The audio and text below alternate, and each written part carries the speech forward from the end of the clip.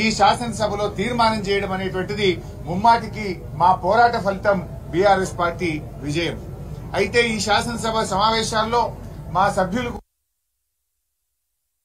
6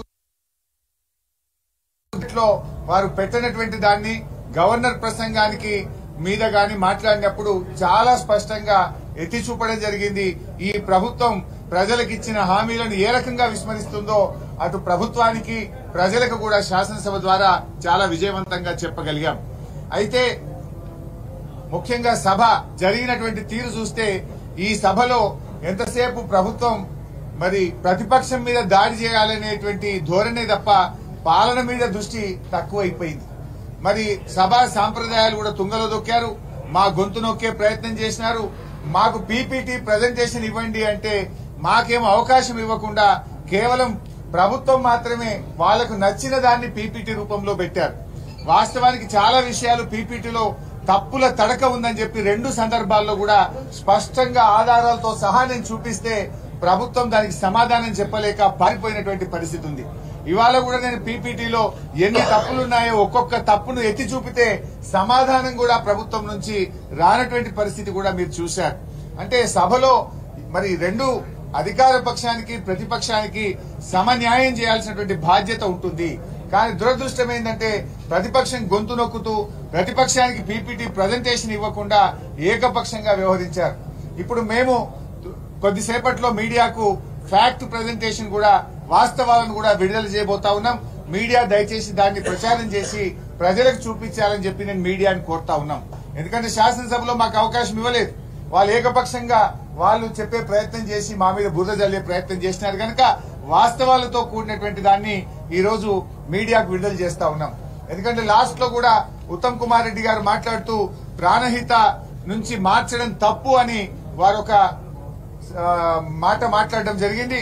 దాని me the clarification కో protest కు అవకాశం ఇవ్వంటే ఈ రోజు అవకాశం ఇవ్వలేదు.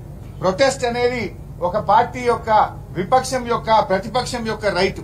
శాసనసభలో ఎప్పుడు కూడా ప్రొటెస్ట్ ఇవ్వకుండా ఉండే సందర్భమే లేదు. ప్రొటెస్ట్ అడిగితే కూడా ఇవ్వకుండా హౌస్ ను బుల్డోజ్ చేసి వాయిదా వేసి ఈ ప్రభుత్వం పారిపోయినటువంటి పరిస్థితి ఉంది. ప్రొటెస్ట్ ఎందుకు అడిగినాం? మేము మీరు చెప్పింది తప్పు అని చెప్పడం కోసం ప్రొటెస్ట్ అడిగాం.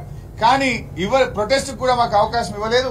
అందువల్ల అది ఏ రకంగా తప్పు, ఇలా ఉత్తమ్ కుమార్ రెడ్డి గారు ఇచ్చిన స్టేట్మెంట్ ఏ రకంగా తప్పు అనే ఫ్యాక్ట్స్ ను ఒక వీడియో ప్రజెంటేషన్ రూపంలో మేము మీడియాకు విడుదల చేస్తున్నాం. కొద్ది నిమిషాల్లో మీ మీడియా గ్రూప్ లో దాన్ని పోస్ట్ చేయడం జరుగుతుంది.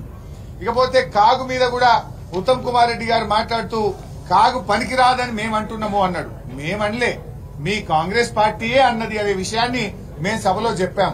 కాగు పైన మీ ప్రధానమంత్రి మన్మోహన్ సింగ్ గారు ఏమన్నారు? ఆయన ఎక్కడో అనలే, పార్లమెంట్ లోనే ప్రధానమంత్రి హోదాలో ఆ మన్మోహన్ సింగ్ గారు మాట్లాడుతూ కాగు నివేదిక తప్పుల తడక, అన్ని ఊహాగానాలు, తప్పుడు అంచనాలని మన్మోహన్ సింగ్ గారు చెప్పారు. బొగ్గు గనుల కేటాయింపులో అవినీతి జరిగిందని కాగు చెప్తే అసలు కాగు చెప్పిన విషయాలకు ప్రామాణికత లేదని మన్మోహన్ సింగ్ గారు అన్నారు. రాజశేఖర రెడ్డి గారు, కిరణ్ కుమార్ రెడ్డి గారు ఏమన్నారు అనేటువంటి విషయాన్ని నేను సభలో చెప్పినాం. అంటే మీ కాంగ్రెస్ ముఖ్యమంత్రులు ప్రధానమంత్రులే కాగును తప్పు పట్టినారు. కాగేమి బైబిల్ కాదు, భగవద్గీత కాదన్నారు. కాగు చెప్పే విషయాలకు ఎలాంటి ఇది లేదని చెప్పి మీరే స్పష్టంగా చెప్పారు. మరి ఇదే కాగు గతంలో మా బీఆర్ఎస్ ప్రభుత్వ ఆర్థిక నిర్వహణను అనేక సార్లు మెచ్చుకున్నది. తెలంగాణ తలసరి ఆదాయం పెరిగిందని, జీఎస్డీపీ పెరిగిందని, స్వీయ ఆదాయం పెరిగిందని ఎన్నోసార్లు మా బీఆర్ఎస్ ప్రభుత్వాన్ని కాగు మరి ప్రశంసించిన విషయాన్ని కూడా నేను గుర్తు చేస్తా ఉన్నాను. అయితే ఈరోజు కాగులో చెప్పిన అనేక విషయాలు కూడా ఆనాడు 2004 నుంచి 14 వరకు కాంగ్రెస్ ప్రభుత్వ హయాంలో జరిగిన తప్పిదాలనే కాగు ఎత్తి చూపింది. దాని మీద మేము చర్చకు సిద్దమున్నామని కూడా చెప్పినాం. దాంట్లో చాలా స్పష్టంగా ఇవాళ ప్రాజెక్టులు డిపిఆర్ లేకుండానే టెండర్లు పిలిచి అగ్రిమెంట్ చేసిందనే కామెంటు అది మీ ప్రభుత్వానికి సంబంధించిందే. మీరు ప్రాణహితలో టెండర్లు పిలిచినటువంటి విషయాన్ని కాగు స్పష్టంగా చెప్పింది. ఆ విషయం మీద ఇవాళ మీరు సమాధానం చెప్పాలి కానీ మమ్మల్ని అడిగే హక్కు మీకు లేదు. ఇవాళ సాగునీటి రంగం పైన వాళ్ళు ప్రకటించినటువంటి శ్వేతపత్రం అనేది ఒక అబద్దాల పత్రం, ఫుల్ ఆఫ్ లైస్. అది వైట్ పేపర్ కాదు, ఫాల్స్ పేపర్ అని నేను సభలో కూడా స్పష్టంగా చెప్పాం. తప్పులను కూడా ఎత్తి చూపాం. నేనే కాదు, అక్బరుద్దీన్ ఓవైసీ గారు కూడా ఆ వైట్ పేపర్ లో ఉన్న అబద్దాలను ఒక్కటొక్కటిగా ఎత్తి చూపితే ప్రభుత్వం సమాధానం చెప్పలేకపోయిందనే విషయాన్ని కూడా నేను మీ దృష్టికి తెస్తా ఉన్నా. ముఖ్యంగా ఈ రోజు పార్లమెంట్ ఎన్నికల్లో లబ్ధి పొందాలని మేడిగడ్డ వ్యవహారాన్ని భూతద్దంలో పెట్టి చూపించే ప్రయత్నం. రేపు ఎట్లాగూ లోక్సభ ఎన్నికలు వస్తున్నాయి, దాంట్లో ఏదో 4 ఓట్లు సంపాదించాలనేటువంటి తాపత్రయం ఇవాళ ప్రభుత్వంలో కనబడ్డది. ఇవాళ నేను ఒకటే చెప్తా ఉన్నా, మీరు రాజకీయంగా మా మీద బురద చల్లాలనుకుంటే చల్లండి, ఇంకో రూపంలో రాజకీయంగా విమర్శించండి, కానీ ప్రాజెక్టును మాత్రం దయచేసి ఈ వానకాలం లోపలనే మరమ్మతులు చేసి సేఫ్ జోన్ కు తేవాలని మేము ప్రభుత్వానికి సభలో చెప్పాం, బయట కూడా చెప్తా ఉన్నాం. మీరు ఆలస్యం చేస్తే మా మీద బురద చల్లాలనే ప్రయత్నం చేస్తే రేపు రైతులకు బురద కూడా మిగిలిన పరిస్థితి ఉంటది. కాంగ్రెస్ పార్టీకి పుట్టగతులు లేకుండా పోతాయి, జాగ్రత్త అని చెప్పి కూడా మేము హెచ్చరిస్తా ఉన్నాం. ఎందుకంటే మీ ప్రయత్నం మా మీద బురద చల్లాలనే ప్రయత్నం కనబడతా ఉంది. ఒక అధికార వ్యవహారం మీద దృష్టి పెట్టడం కంటే కూడా మీరు ఎంతసేపు ప్రతిపక్షం మీద దాడి చేయాలనే ధోరణే మీలో కనబడతా ఉంది. అయితే ఇవాళ జరిగిన చర్చ మీరందరూ కూడా చూశారు. మమ్మల్ని ఇరికించబోయి వారే బోల్తా పడ్డారు. సెల్ఫ్ గోల్ కొట్టుకున్నటువంటి పరిస్థితి ఉంది.